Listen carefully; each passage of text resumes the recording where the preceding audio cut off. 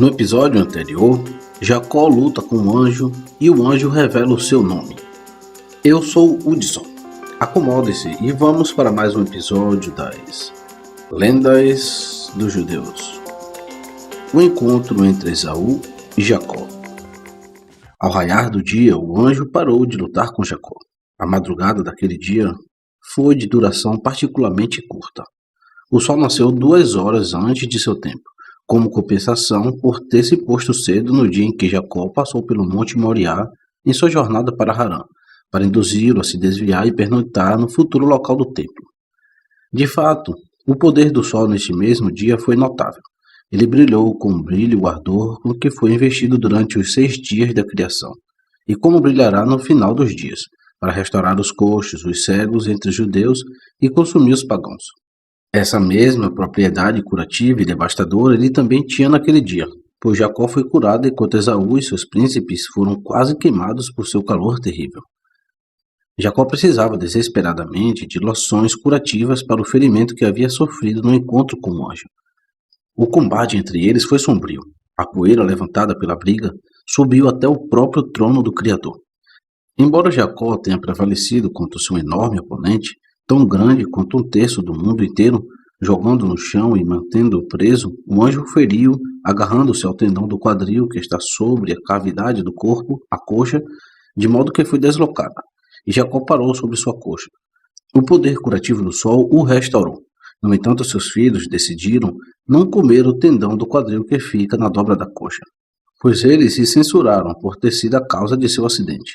Eles não deveriam ter deixado-o sozinho naquela noite. Agora, embora Jacó tivesse se preparado para o pior, até mesmo para hostilidades abertas, quando ele viu Esaú e seus homens, ele achou prudente fazer divisões separadas das famílias de Lia, Raquel e das servas, e dividir os filhos para cada um deles. E ele colocou as servas e seus filhos em primeiro lugar, e Lia e seus filhos depois, e Raquel e José em último lugar. Foi o estratagema que a raposa usou com o leão.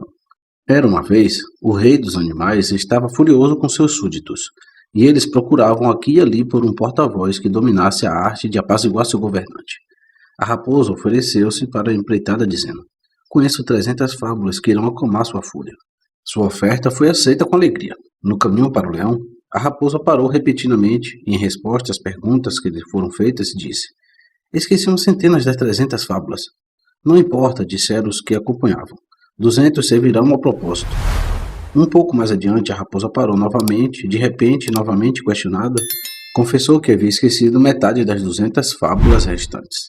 Os animais com ele ainda o consolavam de que os que com ele sabiam seriam suficientes, mas a raposa parou pela 3ª vez, e então ele admitiu que sua memória havia falhado completamente, e eles haviam esquecido todas as fábulas que conhecia.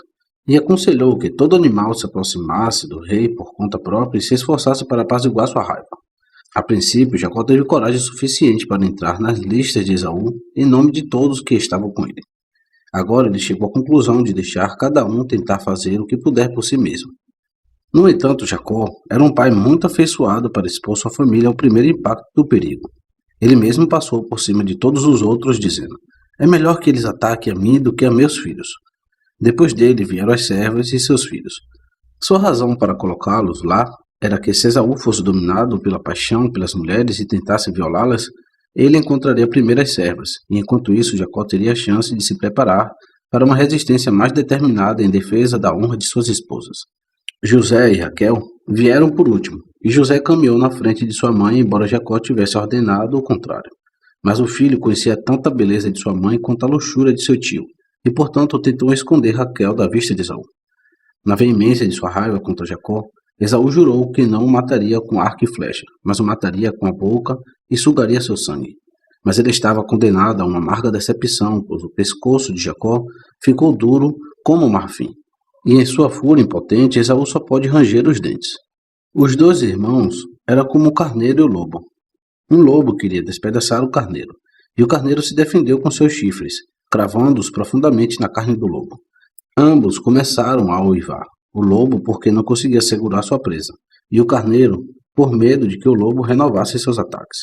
Esaú gritou porque seus dentes foram feridos pela carne de marfim do pescoço de Jacó, e Jacó temeu que seu irmão fizesse uma segunda tentativa de mordê-lo. Esaú fez uma pergunta a seu irmão. Diga-me, disse ele, qual era o exército que eu encontrei? Pois em sua marcha contra Jacó, ele teve uma experiência muito peculiar com um grande exército de 40.000 guerreiros. Consistia em vários tipos de tropas. Soldados com armaduras, andando a pé, montando em cavalos e sentados em carros. E todos eles se lançaram sobre Esaú quando se encontraram. Ele exigiu saber de onde eles vieram, e os estranhos soldados mal interromperam seu ataque selvagem para responder que pertenciam a Jacó. Somente quando Esaú lhe disse que Jacó era seu irmão, eles pararam dizendo, ai de nós, se nosso mestre ouvir que te fizemos mal. Esse foi o exército e o encontro sobre o qual Esaú perguntou assim que conheceu seu irmão. Mas o exército era uma hoste de anjos, que tinham a aparência de guerreiros para Esaú e seus homens. Também os mensageiros enviados por Jacó e Esaú foram anjos, pois nenhum mero ser humano poderia ser induzido a sair e enfrentar o recreante. Jacó deu a Esaú os presentes destinados a ele, 1/10 de todo o seu gado e também pérolas e pedras preciosas, e além disso um falcão para a caça. Mas até os animais se recusaram a desistir de seu gentil mestre Jacó e se tornar propriedade do vilão Esaú. Todos eles fugiram quando Jacó quis entregá-los a seu irmão, e o resultado foi que os únicos que alcançaram Esaú foram os fracos e os coxos, todos os que não conseguiam escapar. A princípio Esaú recusou os presentes que lhe foram oferecidos. Naturalmente isso foi um mero fingimento. Enquanto recusava os presentes com palavras, ele mantinha a mão estendida pronta para recebê-los. Jacó entendeu a insinuação e insistiu em aceitá-los, dizendo, não peço-te se agora achei graças a teus olhos, então recebe o meu presente de minha mão, visto que vi a tua face como visto a face dos anjos, e tu estás satisfeito comigo. As palavras finais foram escolhidas com um propósito bem calculado. Jacó queria que Esaú obtivesse o significado de que ele teve relações sexuais com anjos e fosse inspirado com admiração. Jacó era como um homem convidado para um banquete por seu inimigo mortal que procurava uma oportunidade para matá-lo. Quando o convidado adivinha o propósito para o qual foi levado para lá, ele diz ao anfitrião, que refeição magnífica e deliciosa é esta? Em toda a minha vida nunca comi algo igual, e foi quando fui convidado pelo rei à sua mesa. O suficiente para levar o terror ao coração do ansioso ser matador. Ele toma muito cuidado para não prejudicar um homem tão íntimo do rei a ponto de ser convidado para sua mesa. Jacó teve motivos válidos para relembrar seu encontro com o anjo, pois foi o anjo de Esaú que mediu sua força com a de Jacó e foi vencido. Como Esaú aceitou os presentes de Jacó de bom grado nesta primeira ocasião, ele continuou a aceitá-los por um ano inteiro. Diariamente Jacó lhe dava presentes como no dia de seu encontro, pois ele disse, um presente cega os olhos dos sábios, e quanto mais cegará os ímpios. Porquanto darei a ele presentes sobre presentes, talvez ele me deixe em paz. Além disso, não dava muito valor aos bens adquiridos fora da Terra Santa. Tais posses não são uma bênção, e ele não hesitou em se desfazer delas. Além dos presentes que Jacó deu a Esaú, ele também pagou uma grande soma de dinheiro a ele pela caverna de Macpelá. Imediatamente após sua chegada à Terra Santa, ele vendeu tudo o que trouxera de Harã, e uma pilha de ouro foi o produto da venda. Ele falou a Esaú dizendo, assim como eu, tu tens uma parte na caverna de Macpelá. Aceitarás esta pilha de ouro como tua porção nela? Que me importa a caverna? Voltou Esaú. O ouro é o que eu quero. E por sua parte, Macpelá lhe pegou o ouro obtido com a venda das posses que Jacó havia acumulado fora da Terra Santa. Mas Iá preencheu o vácuo sem demora, e Jacó ficou tão rico quanto antes. A riqueza não era um objeto de desejo para Jacó. Ele teria ficado muito contente em seu próprio nome e em nome de sua família em renunciar a todos os tesouros terrenos em favor de Esaú e sua família. Ele disse a Esaú, eu prevejo que nos dias futuros o sofrimento será infligido por teus filhos aos meus, mas eu não me oponho.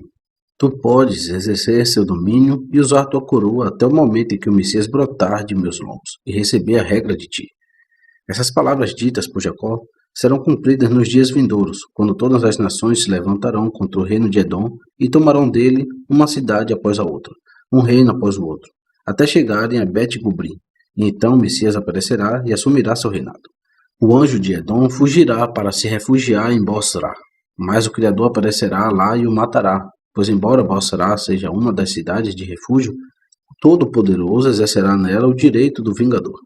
Ele agarrará o anjo pelos cabelos e Elias o matará, deixando o sangue respingar nas vestes de Iá. Tudo isso Jacó tinha em mente quando disse a Esaú, que meu senhor, peço-te, passa diante de seu servo, até que eu chegue a meu senhor em Seir.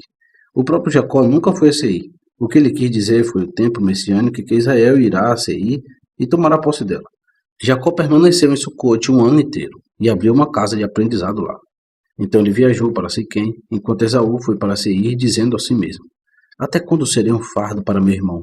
Pois foi durante a permanência de Jacó em Sucote que Esaú recebeu presentes diários de Jacó. E Jacó, depois de permanecer tantos anos em uma terra estranha, chegou a Siquém em paz, inalterado em mente e corpo. Ele não havia esquecido nada do conhecimento que adquirira antes. Os presentes que ele deu a Esaú não usurparam sua riqueza. A ferida infligida pelo anjo que lutou com ele havia sido curada, e seus filhos também estavam sãos e saudáveis. Jacó entrou em Siquém numa sexta-feira, no final da tarde, e sua primeira preocupação foi traçar os limites da cidade, para que as leis do sábado não fossem transgredidas. Assim que se instalou no local, enviou presentes aos notáveis. Um homem deve ser grato a uma cidade da qual obtém benefícios. Não menos as pessoas comuns desfrutam de sua generosidade. Para eles, ele abriu um mercado onde vendia todos os produtos a preços baixos. Também, ele não perdeu tempo em comprar um pedaço de terra, pois é dever de todo homem rico que vem de fora para a Terra Santa tornar-se proprietário de terras lá. Ele deu 100 cordeiros por sua propriedade, 100 ovelhas de um ano e 100 peças de dinheiro, e recebeu em troca uma nota de venda, a qual anexou sua assinatura, usando as letras Yud-Rei para isso. E então ele ergueu um altar para o Criador em sua terra e disse: Tu és o Criador de todas as coisas celestiais, e eu sou o Senhor de todas as coisas terrenas. Mas o Criador disse: Nem mesmo o superintendente da congregação arroga privilégios na congregação, e tu assumes o senhorio com mão elevada? Pois amanhã tua filha partirá e será humilhada.